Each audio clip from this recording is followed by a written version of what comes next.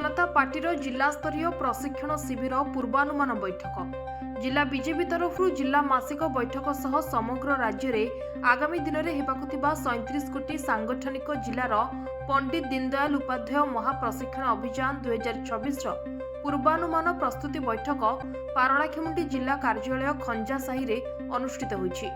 जिला सभापति अध्यक्षतार जिला सांगठनिक प्रभारी विश्वेश्वर टुडू, स्वतंत्र आदिवासी उन्नयन विकास परिषदर अध्यक्ष कामदेव बड़नायक, प्रशिक्षण शिविरर प्रभारी सुरेश पाढ़ी, राज्य उपसभापति के नारायण राव, जिला साधारण संपादक जगन्नाथ महापात्र एवं इंजीनियर प्रशांत प्रमुख मंचासीन थिले। ଏହି କାର୍ଯ୍ୟକ୍ରମଟି ଜିଲ୍ଲା ପଦାଧିକାରୀ, ଜିଲ୍ଲାର ପ୍ରତ୍ୟେକ ମଣ୍ଡଳ ସଭାପତି ଓ ସାଧାରଣ ସମ୍ପାଦକ, 7 ଗୋଟି ମୋର୍ଚ୍ଚାର ଜିଲ୍ଲା ସଭାପତି ଓ ସାଧାରଣ ସମ୍ପାଦକ ଉକ୍ତ ବୈଠକରେ ଭାଗ ନେଇଥିଲେ।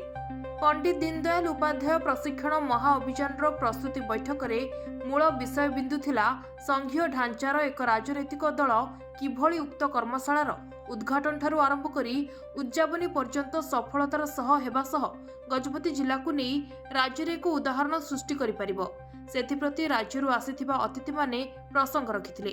ଏହି ପରିପ୍ରେକ୍ଷୀରେ ଜିଲ୍ଲା ପଦାଧିକାରୀ, ମଣ୍ଡଳ ସଭାପତି ଓ ମୋର୍ଚ୍ଚା ସଭାପତିମାନଙ୍କୁ ବିଭିନ୍ନ ଦାୟିତ୍ୱ ବଣ୍ଟନ କରାଯାଇଥିଲା।